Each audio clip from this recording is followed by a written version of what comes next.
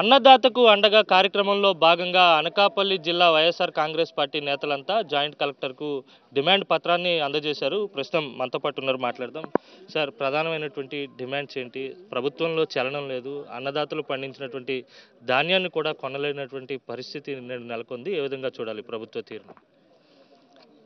ప్రస్తుతం ప్రభుత్వం రైతుల పట్ల ఉదాసీనత, ఇచ్చినటువంటి మాటను నిలబెట్టుకోలేనటువంటి పరిస్థితులు.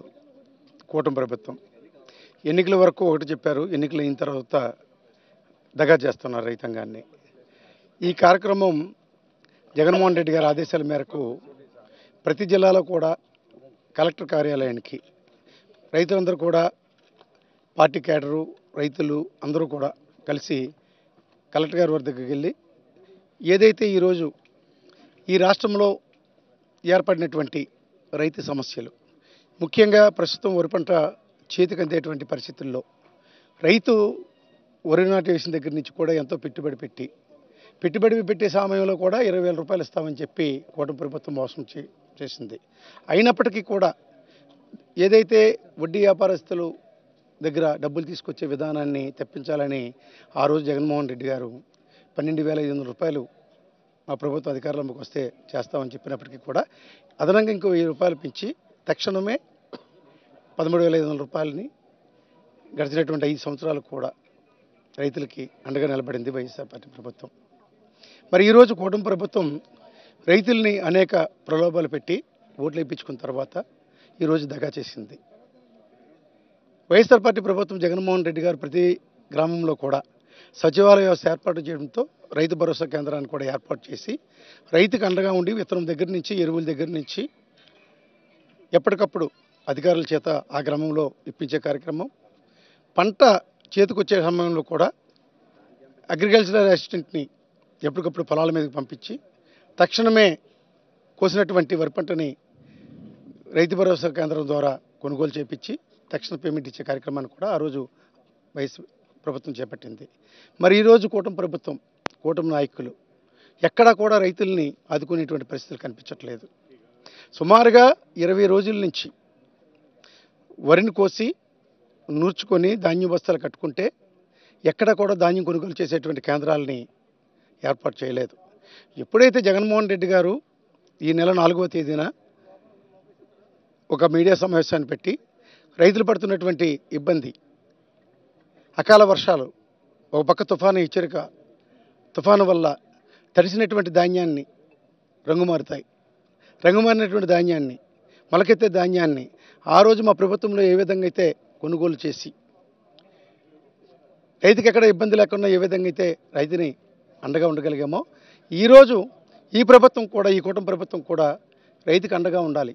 లేనట్లయితే రైతుల తరపున రైతులు జరిగేటువంటి నష్టాన్ని, వారికి కలిగినటువంటి కష్టాన్ని వారికి వైసీపీ అండగా ఉంటుందనేటువంటి ఒక భరోసాను కల్పించి రైతులు ఏదైతే సమస్యలను ఎదుర్కొంటూ ఉన్నారో పంటకు బీమా కల్పించే కార్యక్రమం ఆ రోజు ప్రభుత్వమే పూర్తిగా చెల్లించింది, వైసీపీ ప్రభుత్వం. కానీ ఈరోజు రైతుని చెల్లించమని చెప్తున్నారు. ఎంతవరకు సమస్య ఇది?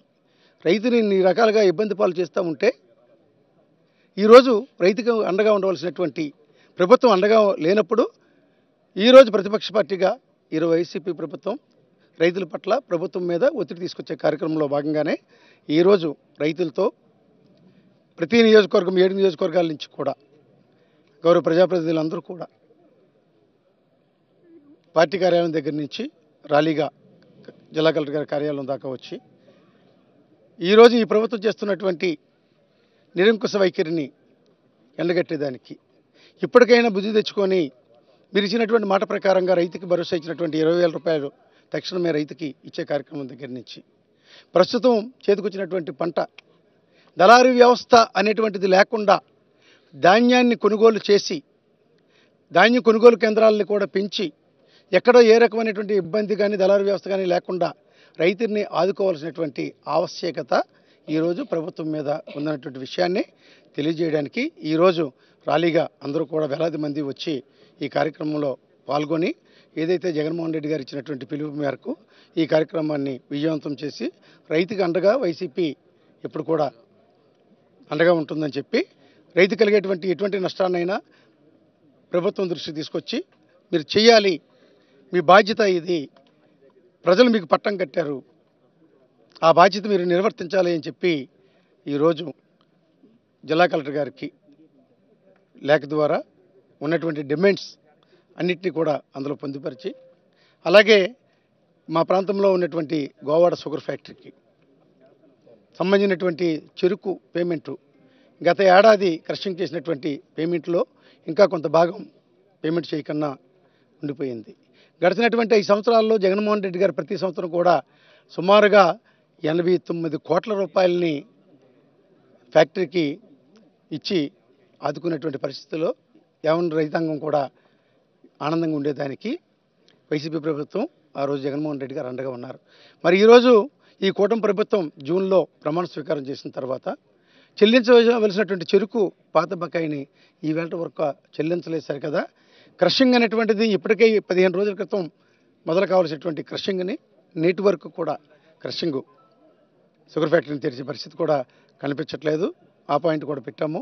పాత బకాయి వెంటనే చెల్లించి రైతును ఆదుకోవాలని చెప్పి కోరడం జరిగింది. ఎన్నికలకు ముందు చంద్రబాబు రైతులకు చాలా చేస్తానని, గతం కంటే ఎక్కువ ఇస్తానని చెప్పి హామీ ఇచ్చి అధికారంలోకి వచ్చారు. కానీ అధికారంలోకి వచ్చిన తర్వాత అసలు రైతులను పట్టించుకున్నటువంటి పాపాన పోలేదు. ఏ విధంగా చూడండి? ఆ రోజు వాళ్ళ మామగారికి వెన్నుపోటు పొడిచారు, ఈరోజు రైతులకు వెన్నుపోటు పొడిచారు. వెన్నుపోటు అనేది ఆయనకు వెన్నతో పెట్టిన విద్య. రైతుకి 20,000 రూపాయలు ఇస్తామని చెప్పారు పెట్టుబడి నిమిత్తం. పెట్టుబడి నిమిత్తం ఇవ్వలేదు కాదు, మేము ఇస్తున్నటువంటి రైతు భరోసా కూడా ఆపించాడు 13,500. ఒక్క కార్యక్రమం అయినా సరే ఇంతవరకు అమలు చేయలేదు. ఈ రైతుకి తడిసిన ధాన్యం ఏదైతే ఉందో దానికి గిట్టుబాటు ధర కల్పించాలని, లేదు ఇక్కడ అయితే రైతుకి సంబంధించిన రైతుకి రైతు భరోసా ద్వారా మేము కొనుగోలు చేసి తక్షణమే ఆ రోజుల్లో క్వింటా ధర 1,490 రూపాయలకు ఆ రోజే ఇచ్చినటువంటి పరిస్థితులు ఉండేవి. ఈరోజు అది లేదు. దళారీలను మధ్యన పెట్టి దళారీల ద్వారా ధాన్యాన్ని కొనుగోలు చేసి రైతుని మోసం చేసే కార్యక్రమాన్ని అడ్డుకట్ట వేయాలనే ఉద్దేశంతో మా పార్టీ అధ్యక్షుడైన జగన్మోహన్ రెడ్డి గారు వివిధ రకాల వేదికల ద్వారా, మీడియా ద్వారా, మీ ద్వారా, అలాగా రకరకాలుగా నిరసన కార్యక్రమాలు తెలియజేసి ఎట్టి పరిస్థితుల్లోని ప్రభుత్వాన్ని అప్రమత్తం చేస్తున్నాం. అయినా సరే ప్రభుత్వంలో స్పందన లేదు, చంద్రబాబు నాయుడులో స్పందన లేదు, కూటమి ప్రభుత్వంలో అస్సలు రైతుని ఆదుకోవాలనే ఆలోచన కూడా లేదు. అందులో భాగంగానే ఈరోజు రాష్ట్ర వ్యాప్తంగా అన్ని జిల్లా కేంద్రాల్లో పెద్ద ఎత్తున వైఎస్ఆర్సీపీ ఒక పెద్ద ఎత్తున రైతులందరినీ కూడా రైతులందరూ చెప్తున్నటువంటి విధానాన్ని, వాళ్ళ ఆలోచనని రిప్రజెంటేషన్ రూపంలో ఇచ్చి ఈరోజు మా షుగర్ ఫ్యాక్టరీ రైతాంగాన్ని కూడా ఆదుకోవాలి. రైతుకి ఇవ్వాల్సిన బకాయిలు ఇవ్వలేదు, ఎందుకు ఇవ్వలేదు? ఎప్పుడు కూడా మేము ఎప్పుడు ఒక 1 year లోపునే ఎప్పుడు కూడా జనరల్ బాడీ మీటింగ్ లోపునే ఇచ్చేవాళ్ళం. ఆ బకాయిలు కూడా సుమారు ఒక్కొక్క టన్నుకి 350 రూపాయలు ఉండిపోయింది. సుమారు ఇంచుమించు 11 కోట్లు ఇవ్వాలి, అది కూడా ఇవ్వకుండా అలా బాకీ పెట్టేశారు. రంగుమారిన ధాన్యాన్ని కొనుగోలు చేయలేదు. రైతుకి ఏదో రకంగా రైతు ప్రభుత్వంగా నువ్వు మాట ఇచ్చావు, మాట తప్పావు. ఇప్పుడైనా సరే రైతుకి అండగా ఉండకపోతే మాత్రం వైఎస్ఆర్సీపీ ఇంకా గ్రామ స్థాయి నుంచి కూడా ఉధృతం చేసినా సరే వైఎస్ఆర్సీపీ రైతాంగానికి అండగా ఉంటుంది. అందులో భాగంగానే ఈరోజు జిల్లా కలెక్టర్ గారికి ఇవ్వడం జరిగింది. పెద్ద ఎత్తున అనకాపల్లి జిల్లా అంతా రైతాంగం అంతా కూడా తిరిగి వచ్చి ఈరోజు ర్యాలీ రూపంలో వచ్చే నిరసన కార్యక్రమం తెలియజేస్తున్నాం. ఇప్పటికైనా ప్రభుత్వం దిగొచ్చి తక్షణమే రైతులను ఆదుకోవాలని మీ ద్వారా తెలియజేస్తున్నాం. మీ హయాంలో చాలా ఆర్బీకే సెంటర్లు కట్టారు, రైతులకు విస్తృతమైనటువంటి సేవలు అందించారు. ఇప్పుడు అవన్నీ కూడా మూతపడే స్థాయికి వచ్చినటువంటి పరిస్థితి ఏ విధంగా ఉంది గ్రామాల్లో సిచ్యువేషన్? ఖచ్చితంగా జగన్మోహన్ రెడ్డి గారి పరిపాలనలో అంటే రైతు ప్రభుత్వం అని చెప్పుకోవాలంటే ఒకప్పుడు రాజశేఖర రెడ్డి గారి ప్రభుత్వం, మళ్ళీ ఈరోజు జగన్మోహన్ రెడ్డి గారి ప్రభుత్వం. జగన్మోహన్ రెడ్డి గారి ప్రభుత్వంలో ఎప్పుడు కనీ విని ఎరిగిన రీతిలో రైతులకు అన్ని రకాలైనటువంటి సంక్షేమ కార్యక్రమాలతో పాటు వాళ్ళకి వ్యవసాయం అంటే ఒక పండుగలా జరిగేటువంటి వాతావరణాన్ని వాళ్ళు కల్పించడం జరిగింది. ఇవాళ మనం చూడండి, ఏ గ్రామానికి వెళ్ళినా సరే ఒక రైతు భరోసా కేంద్రం, ఆ రైతు భరోసా కేంద్రంలో ఒక అధికారులతో పాటు కియాస్కి మిషన్స్లా పెట్టి రైతులకు ఎరువులు కావాలన్నా, విత్తనాలు కావాలన్నా, ఏం కావాలన్నా వాళ్ళకి ఇంటి గుమ్మం దగ్గరికి అందించేటువంటి విధంగా మనం జగన్మోహన్ రెడ్డి గారి పరిపాలనలో చూసాం. అంతేకాకుండా ధాన్యం కొనుగోలు కూడా వాళ్ళు ఎక్కడికో వెళ్ళేటువంటి పని లేకుండా ధాన్యం కొనుగోలు కూడా రైతు భరోసా కేంద్రాల వద్ద ధాన్యం కొనుగోలు కూడా చేసి వాళ్ళకి ట్రావెలింగ్ ఎక్స్పెన్సెస్ కూడా పడకుండా చేస్తున్న పరిస్థితులు చూసాం. గతంలో మనం అనేక సందర్భాల్లో మనం చూసాం, వాళ్ళు విత్తనాలు కావాలన్నా, ఎరువులు కావాలన్నా లైన్లు కట్టి చెప్పులు దారిలో పెట్టుకొని నిలబడేటువంటి పరిస్థితి కూడా చూసాం. కానీ అటువంటి పరిస్థితులు ఉండకూడదని చెప్పి నేరుగా ప్రతి ఒక్క రైతాంగానికి కూడా వాళ్ళకి కావాల్సిన ప్రతి ఒక్క సేవ కూడా ఇంటి గుమ్మం దగ్గర అందే విధంగా జగన్మోహన్ రెడ్డి గారు చేస్తే, ఇవాళ పూర్తిగా అవన్నీ కూడా పక్కన పెట్టి ఇవాళ పూర్తిగా వ్యవసాయం అంటే దండగా అనేటువంటి విధంగా ఇవాళ చంద్రబాబు నాయుడు గారి పరిపాలన ఉంది. ఇచ్చినటువంటి ఏ ఒక్క హామీని కూడా నెరవేర్చకుండా రైతుల్ని ఇబ్బంది పెడుతున్నటువంటి పరిస్థితుల్లో రైతులకు అండగా ఇవాళ వైఎస్ఆర్ కాంగ్రెస్ పార్టీ ఉంది అనేటువంటి ఒక నినాదంతో ఇవాళ అనకాపల్లి జిల్లాలో ఉన్నటువంటి నాయకులు, కార్యకర్తలు, రైతాంగం అంతా కూడా మరి కలెక్టర్ గారికి రిప్రజెంటేషన్ ఇవ్వడం జరిగింది. సత్యవతి గారు, మీరు అతిపెద్ద రైతాంగం ఉండేటువంటి ప్రాంతానికి ప్రాతినిధ్యం వహించారు. ఎటువంటి సేవలు అందించారు మీ హయాంలో? ఇప్పుడు పరిస్థితి ఏ విధంగా? ఈరోజు మాజీ ముఖ్యమంత్రి వర్యులు, మా అందరి నాయకులు శ్రీ వైఎస్ జగన్మోహన్ రెడ్డి గారి ఆదేశాల మేరకు రైతు పక్షాన మా జిల్లా పార్టీ అధ్యక్షులు గౌరవనీయులు మాజీ ఉప ముఖ్యమంత్రి వర్యులు బూడి ముత్యాల నాయుడు గారి నాయకత్వంలో రైతు సంక్షేమం కోసం గతంలో వైఎస్ఆర్సీపీ ప్రభుత్వం ఎన్ని సంక్షేమ కార్యక్రమాలను అమలు చేసింది, వాటన్నిటినీ కూడా మించి ఈరోజు మరి చేయవలసింది పోయి కూటమి ప్రభుత్వం ఈరోజు రైతులకి దగా చేసే విధంగా, రైతు భరోసా కేంద్రాలు నిర్వీర్యం చేసే విధంగా ఈరోజు పరిపాలన సాగించటం మరి చాలా అమానుషం. ప్రజలకు ఇచ్చిన మాటని మరి కనీసం 6 నెలలు అవ్వలేదు. మరి రైతులందరూ కూడా ఇప్పుడు పంట వేసుకొని వైఎస్ఆర్సీపీ ప్రభుత్వంలో చేసిన సంక్షేమ కార్యక్రమాలు నిరంతరం తలుచుకుంటున్నారు. ఈరోజు ఏ గ్రామంలో వెళ్ళినా రైతు భరోసా కేంద్రాలు, సకాలానికి విత్తనాలు, సకాలానికి ఎరువులు, సకాలానికే పంటను కొనుగోలు చేసే వ్యవస్థ, రైతు పంట వేసిన మొదలు మరి పంట చేతికొచ్చే వరకు కూడా ప్రభుత్వం అండగా ఉండేది. మరి ఈరోజు అటువంటి పరిస్థితి లేదు. దళారీ వ్యవస్థ మళ్ళీ కూడా మరి వేళ్ళు ఊనుకునేలాగా మరి వారందరికీ కొనుగోలు చేస్తున్నారు. అప్పుడు ప్రభుత్వమే కొనుగోలు చేసేది, పంట నష్టాన్ని కూడా మరి పరిహారం కూడా ప్రభుత్వం చెల్లించేది సకాలానికి. అలాగే 20,000 మరి రైతు పెట్టుబడి సాయం ఇస్తానన్నారు, కనీసం 1 పైసా కూడా ఈరోజు ఇవ్వలేదు. రూరల్ ప్రాంతానికి ప్రాతినిధ్యం వహించినప్పుడు అనేక ప్రాంతాల్లో నిజంగా రైతన్న సగర్వంగా అలనాడు రాజశేఖర రెడ్డి గారు ఏ విధంగా పరిపాలన చేశారో మరి వారి కుమారుడు కూడా చక్కగా రైతు బాంధవుడిగా ఆదుకుంటున్నారు అని చెప్పి అనుకునేది వినేము. ఇప్పుడు ఏమీ లేదు, ఎవరికి వారే యమునా తీరే అన్న చందంగా ప్రభుత్వం ఎటువంటి మరి సహాయ సహకారాలు అందకుండా ఈరోజు చూస్తున్నాము. అందుకని ఈరోజు రైతు పక్షాన మరి తప్పనిసరిగా ఏదైతే కూటమి ప్రభుత్వం ఎన్నికల్లో హామీ ఇచ్చి అధికారంలోకి వచ్చారో, మరి 20,000 పెట్టుబడి సాయం అందలేదు, ఈరోజు కొనుగోలు వ్యవస్థ లేదు, వారికి ఎటువంటి మరి పంట నష్టం ఇస్తే మరి ఇన్సూరెన్స్ కూడా ప్రభుత్వం కట్టేది, కనీసం వాళ్ళకి తెలిసేది కాదు. ఒకవేళ పంట నష్టపోతే ఇన్సూరెన్స్ ప్రభుత్వం అప్పటికే కట్టి ఉండడం వల్ల వారి నష్టాన్ని కూడా భర్తింప చేసి మరి వాళ్ళకి నష్టపరిహారం వెంటనే అధికారులు వచ్చి చేసేవాళ్ళు. ఒక మంచి వ్యవస్థని దేశానికే తలమానికంగా ఒక వాలంటీర్ వ్యవస్థ, ఒక రైతు భరోసా కేంద్రాలు, కియోస్క్ వ్యవస్థ, నిజంగా దేశానికి ఒక రోల్ మోడల్ వ్యవస్థ వైఎస్ఆర్సీపీ ప్రభుత్వం మరి తీసుకుని వచ్చింది.